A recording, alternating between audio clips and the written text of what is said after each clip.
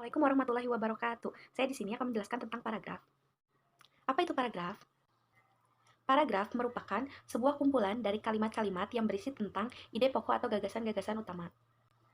Sebuah paragraf yang baik akan memberikan bantuan pembaca serta penulis dalam pembuatan artikel serta memperbaikinya. Tanpa adanya sebuah keteraturan dalam penyampaian ide atau gagasan dalam paragraf sebuah artikel, tanpa adanya sebuah keteraturan dalam penyampaian ide atau gagasan dalam paragraf sebuah artikel atau karya tulis, akan membuat tulisan yang Anda buat tidak terasa dan akan membingungkan pembaca. Bahkan, penulisnya akan tetap mengembangkan artikelnya. Serta, pengertian paragraf juga, yaitu suatu kalimat atau grup kalimat atau kelompok kalimat atau gabungan kalimat yang menggagas satu ide pokok. Selanjutnya, kita akan mempelajari tentang unsur paragraf. Unsur paragraf yang pertama ada topik atau gagasan utama.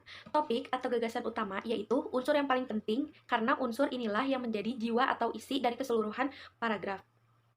Unsur-unsur ini biasanya berupa masalah atau gagasan pengarang yang ingin disampaikan kepada para pembacanya. Yang kedua, ada kalimat utama. Unsur membangun paragraf yang kedua adalah kalimat utama. Kalimat ini adalah kalimat yang mengandung suatu gagasan yang diletakkan secara tersirat. Kalimat utama adalah sebuah kalimat yang bersifat umum. Hal ini dikarenakan supaya dapat dikembangkan kembali dengan kalimat-kalimat penjelas.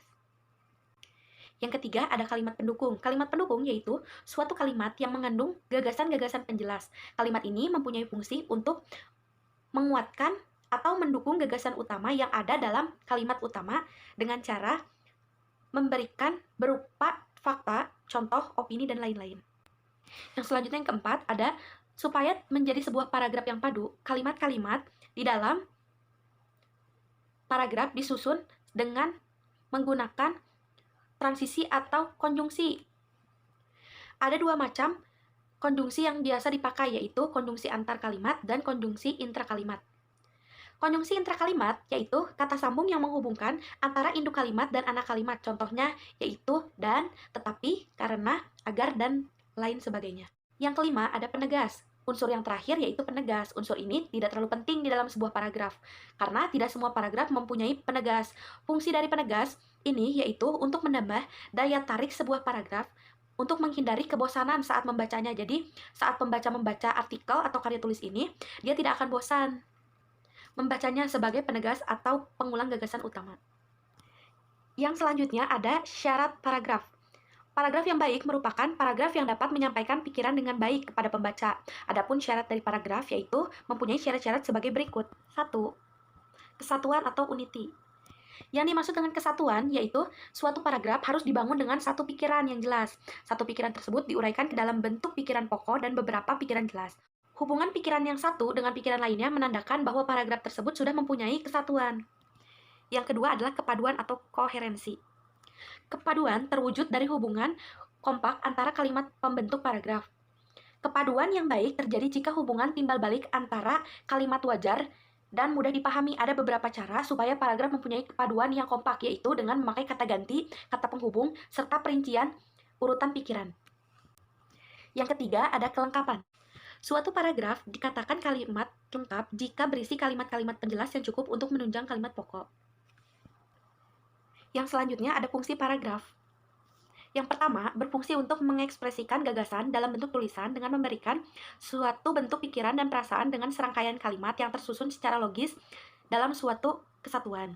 Yang kedua, berfungsi untuk menandai peralihan gagasan baru bagi karangan yang terdiri beberapa paragraf, ganti paragraf berarti ganti pikiran juga. Yang ketiga, berfungsi untuk memudahkan dalam perorganisasian gagasan bagi yang menulis dan memberikan kemudahan pemahaman bagi pembacanya. Yang selanjutnya berfungsi untuk memudahkan dalam pengembangan topik karangan ke dalam satuan unit pikiran yang lebih kecil. Yang selanjutnya berfungsi untuk memudahkan dalam pengendalian variabel, terutama karangan yang terlebih dari beberapa variabel. Yang selanjutnya ada ciri paragraf. Ciri paragraf yang pertama adalah bertakuk atau letaknya agak dalam, ke dalam 5 ketukan spasi untuk jenis karangan yang biasa. Yang kedua, paragraf menggunakan pikiran utama yang dinyatakan dalam kalimat topik. Yang ketiga, kalimat topik dan selebihnya adalah kalimat pengembang sebagai fungsi penjelas, menguraikan ataupun menerangkan pikiran utama yang terdapat dalam kalimat topik. Yang keempat adalah paragraf menggunakan pikiran penjelas yang dinyatakan dalam kalimat penjelas. Jenis-jenis paragraf yang pertama adalah paragraf deskripsi. Paragraf deskripsi yaitu suatu paragraf yang menceritakan atau memaparkan sesuatu dengan jelas. Paragraf deskripsi bisa ditandai dengan ciri-ciri antara lain, paragraf ini menggambarkan suatu objek seperti benda, tempat, suasana tertentu dengan memakai panca indera, pendengaran, penglihatan, penciuman, pengecapan, dan perabaan. Hal-hal yang digambarkan dari objek berupa ciri-ciri fisik dan sifat objek tertentu seperti warna, ukuran, bentuk, dan kepribadian. Dalam jenis paragraf ini sering ditemui kata-kata atau frase yang bermakna keadaan atau kata sifat. Saya akan lampirkan contoh paragraf deskripsi. Yang kedua ada paragraf eksposisi. Paragraf eksposisi yaitu suatu paragraf yang memaparkan cara atau petunjuk supaya pembaca memahami bacaan dengan jelas. Ciri-ciri dari paragraf ini yaitu terdapat definisi atau pengertian mengenai istilah dari suatu topik. Pembahasan tidak berunsur mengajak atau mempengaruhi berupa paragraf informatif, artinya bisa memberi sebuah informasi kepada pembaca. Biasanya paragraf ini juga mempunyai rincian data yang jelas untuk mendukung informasi yang disampaikan. Berikut saya berikan contoh paragraf eksposisi. Yang selanjutnya ada paragraf narasi.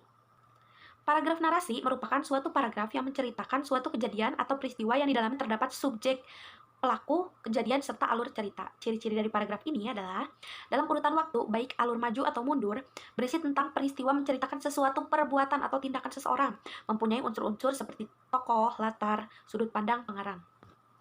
Pada paragraf ini, ciri-ciri yang paling mudah ditandai yaitu terdapat cukup banyak kalimat langsung, serta penulisnya mempunyai gaya yang kreatif dan berestetika sehingga bisa membuat bacaannya semakin menarik. Berikut saya lampirkan contoh paragraf narasi.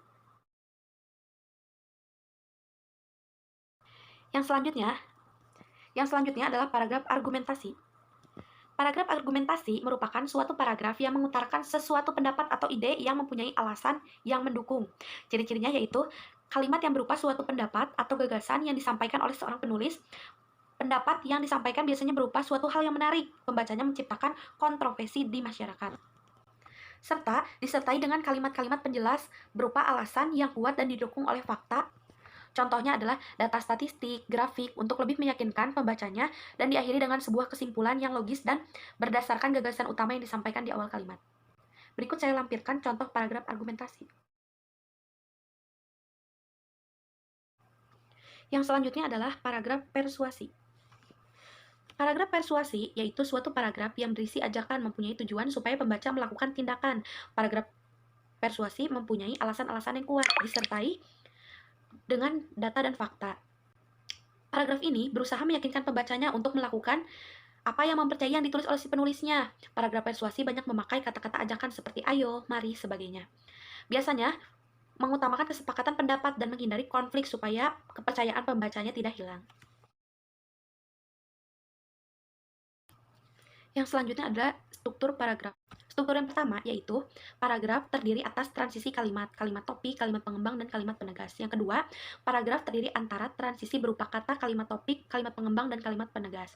Yang ketiga, paragraf terdiri atas kalimat topik, kalimat pengembang, dan kalimat penegas. Yang keempat, paragraf terdiri atas transisi berupa kata, kalimat topik, dan kalimat pengembang. Yang kelima, paragraf terdiri atas transisi berupa kalimat-kalimat topik, kalimat pengembang. Yang keenam, paragraf terdiri atas kalimat topik dan kalimat pengembang. Yang ketujuh, paragraf terdiri atas kalimat pengembang dan kalimat topik. Sekian pemaparan dari saya, mohon maaf apabila banyak kesalahan. Wassalamualaikum warahmatullahi wabarakatuh. Dadah.